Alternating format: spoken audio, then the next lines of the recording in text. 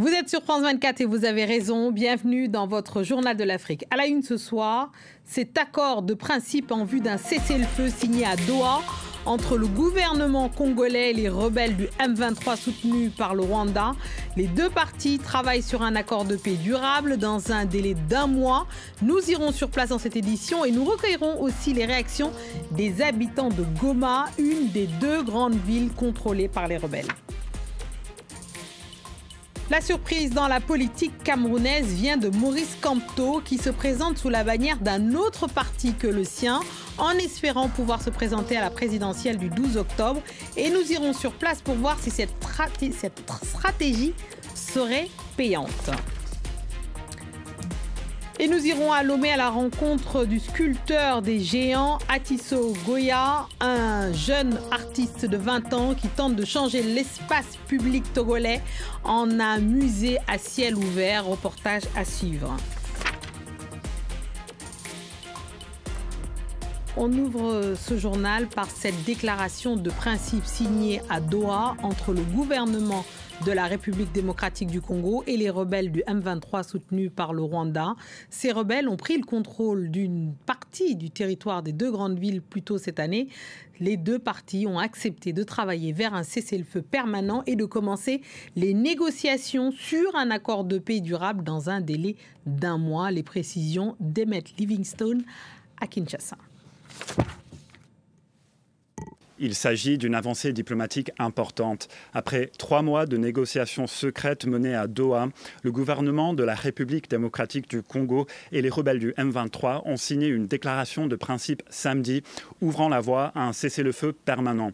Soutenu par le Rwanda, les rebelles du M23 se sont emparés au début de l'année d'étendue de territoire dans l'est du Congo, dont les deux plus grandes villes de la région, Goma et Bukavu. La pression internationale, en particulier celle des États-Unis, a contraint les deux parties à s'asseoir à la table des négociations. Et aujourd'hui, des progrès ont été réalisés. Il ne s'agit pas encore d'un accord de paix, mais plutôt d'une déclaration de principe visant à offrir une feuille de route pour la paix.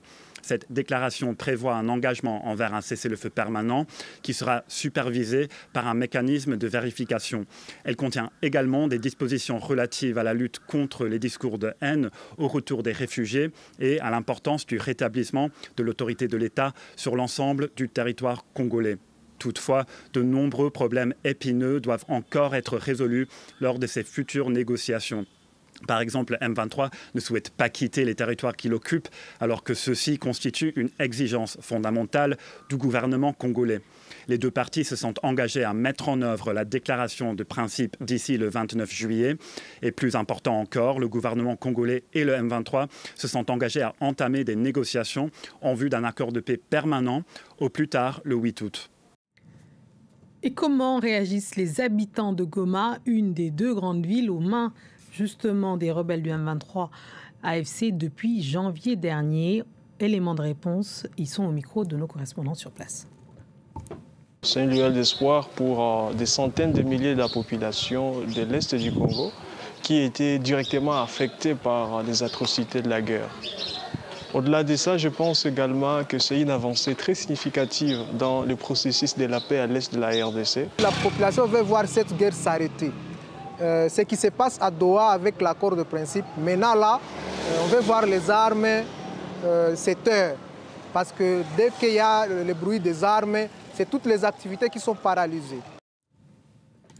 La justice rwandaise a rejeté la demande de libération provisoire de Victoire Ingabire.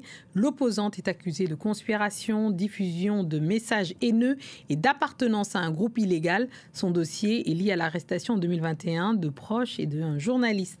Après la formation sur la désobéissance civile, ses avocats dénoncent une décision infondée et prévoient de faire appel. On passe au Cameroun avec la surprise de l'opposant Maurice Kamto du MRC qui a décidé de se présenter sous la bannière d'un autre parti que le sien, le Mouvement africain pour la nouvelle indépendance et la démocratie, une alliance de dernière minute qui ne garantit pas que Maurice Kamto pourra finalement être candidat.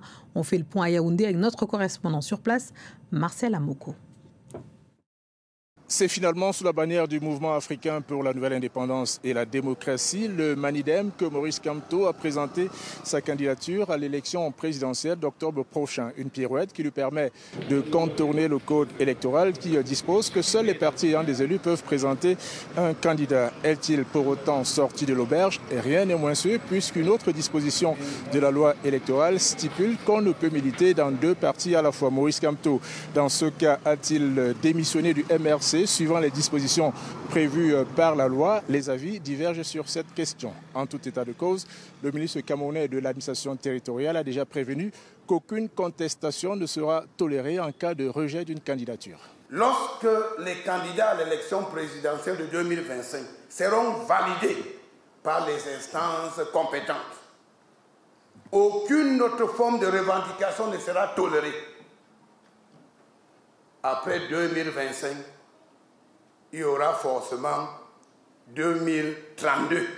À ce jour, 28 dossiers de candidature ont déjà été déposés auprès d'Elections Cameroun. Parmi eux, celui de Paul Biya du RDPC qui brigue un 8e mandat de 7 ans et un autre candidat, toujours sous la bannière du RDPC, Léon Teller Onana.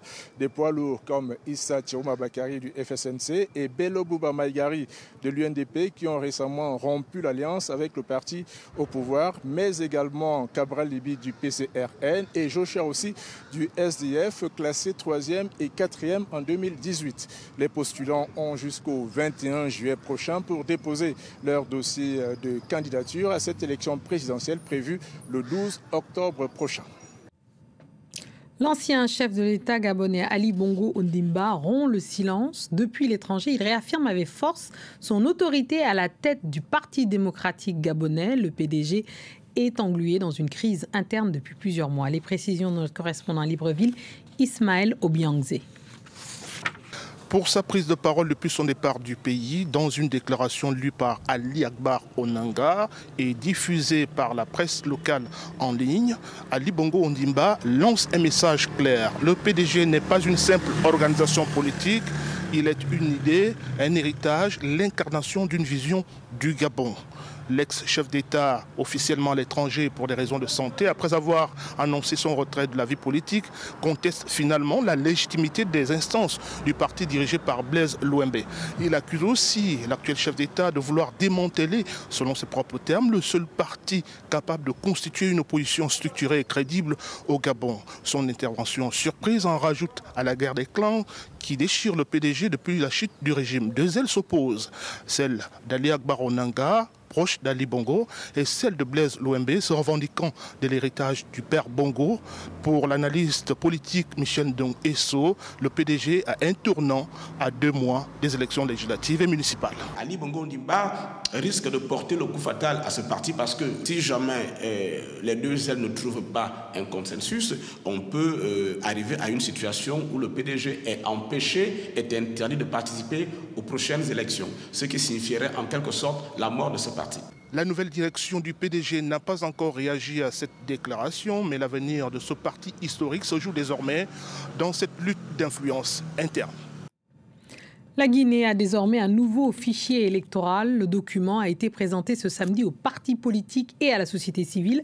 Ils sont plus de 6 millions de Guinéens désormais inscrits sur la nouvelle liste, soit une augmentation de près de 25% par rapport à l'ancien fichier électoral. Les Guinéens sont attendus dans 2 mois pour un référendum constitutionnel. Des explications avec notre correspondant à Conakry, Malik Diakité. Selon les statistiques fournies par les autorités, le nombre d'électeurs en Guinée est désormais chiffré à plus de 6 700 000 électeurs en prenant en compte ceux de la diaspora. Une augmentation de plus de 1,3 million d'inscrits par rapport au fichier électoral de 2020. Ce chiffre provisoire est issu du recensement biométrique. Ce samedi, le Premier ministre a procédé à la remise du nouveau fichier électoral aux acteurs sociopolitiques du pays. Il estime que ce document permettra d'éviter désormais les conflits électoraux. C'est un grand jour pour la Guinée aujourd'hui, parce que l'étape qui était la plus importante et la plus difficile, c'était l'obtention d'un fichier électoral fiable, sécurisé. Donc il faut prendre acte de cela et savoir que le temps d'hier, c'est-à-dire des éternelle contestation est maintenant derrière nous. Mais pour certains partis politiques qui ont pris part à la rencontre, il faut nécessairement un cadre de dialogue inclusif pour une élection apaisée. Nous voulons un éclaircissement autour d'un cadre de dialogue accepté, qu'ensemble nous puissions discuter et que nous ayons des éclaircissements. Si nous avons des objections, qu'on puisse les en parler pour qu'on puisse corriger, pour qu'on puisse aller à des élections acceptées et apaisées. Sur le terrain, la campagne de vulgarisation du projet de nouvelle constitution s'accélère avant le référendum prévu le 21 septembre prochain. Dans l'état du Borno, la ville fortifiée de Monguno représente aujourd'hui un refuge pour les populations civiles nigérianes dans une région qui a récemment connu une recrudescence d'attaques djihadistes. Le récit de Laurent Bersécher. Détecteurs de métaux à la main, ces soldats nigérians inspectent minutieusement la route menant à Monguno. Un exercice quotidien pour cette patrouille de déminage qui balaye chaque jour l'axe de 10 km pour neutraliser d'éventuels engins explosifs. Elle fait partie d'un important dispositif de sécurité déployé ces dernières années autour de cette ville de l'État du Borno. Aujourd'hui, Monguno est devenue une véritable forteresse dans une région minée par les violences djihadistes. Cet endroit a été attaqué 2 fois en l'espace d'un mois. Mais les vaillantes troupes stationnées ici ont tenu bon et ont réussi à repousser les attaques. QG du secteur nigérian de la force multinationale mixte, Monguno est sécurisé par de nombreuses tranchées et barricades, ainsi qu'un système de surveillance aérienne. Des soldats déployés dans pas moins de 12 checkpoints contrôlent les différentes entrées de la ville et vérifient rigoureusement les allées et venues. Un îlot de sûreté qui représente un refuge pour les populations civiles déplacées par les violences. J'avais des terres à plus de 5 km d'ici que j'ai dû abandonner après une attaque de Boko Haram. Malgré les avancées sécuritaires qui ont permis de transformer Monguno en place forte, l'armée nigériane reste sur la défensive et manque toujours de moyens pour directement attaquer les territoires contrôlés par les groupes djihadistes. Allez, je vous emmène à présent à Lomé à la rencontre d'Atisogoa, surnommé le sculpteur des géants. C'est un jeune artiste de 20 ans qui tente de changer l'espace public en musée à ciel ouvert. Dans les rues de la capitale togolaise, il pose des sculptures géantes faites de matériaux abandonnés. L'initiative a vu le jour grâce au soutien financier d'une entreprise spécialisée dans la distribution de véhicules et de pièces détachées, ainsi que d'une galerie d'art. Emmanuel Sodji et Raphaël Ntale. À Lomé, au croisement de quartiers animés, une sculpture monumentale capte les regards. Tout est parti d'une idée simple, transformer les déchets en œuvres d'art et rapprocher la création artistique du grand public. Cet imposant taureau d'acier raconte l'histoire d'un véhicule promis à la casse qui renaît entre les mains d'Atisogoa. Je redonne la force, l'énergie à toutes ces voitures, je les transforme en une autre chose. Un peu partout, ces installations émergent. Là, une création hybride née de pièces de moto et de vieux ressorts. Mais pour redonner vie à ces déchets de ferraille, il faut d'abord partir à leur quête. Une quête dans des casses presque mystiques. C'est les pièces même qui m'appellent. Ça me vient, je trace exactement ce que je veux faire. Quand on les jette, ça peut empêcher d'autres espèces qui partagent la terre avec nous de vivre aussi. Et aussi, ça va pourrir pour salir des fois l'environnement. Et tout ça, ça nous détruit en retour. S'il travaille le métal, c'est au bois qu'il accorde une attention particulière. Une matière vivante avec laquelle il entretient un lien intime.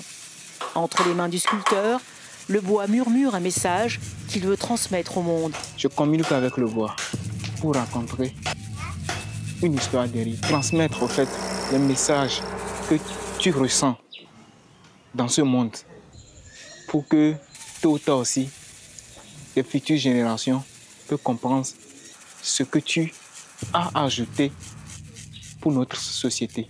Les sculptures géantes d'Atisogoa s'imposent dans l'espace public pour mieux capter l'attention, rendre visibles des messages que l'on n'écoute plus. Allez, c'est ainsi qu'on referme notre édition. Merci à tous ceux qui nous ont suivis partout dans le monde et ce soir en particulier, de Doha à Lomé en passant par Goma. Restez avec nous car l'actualité continue sur France 24.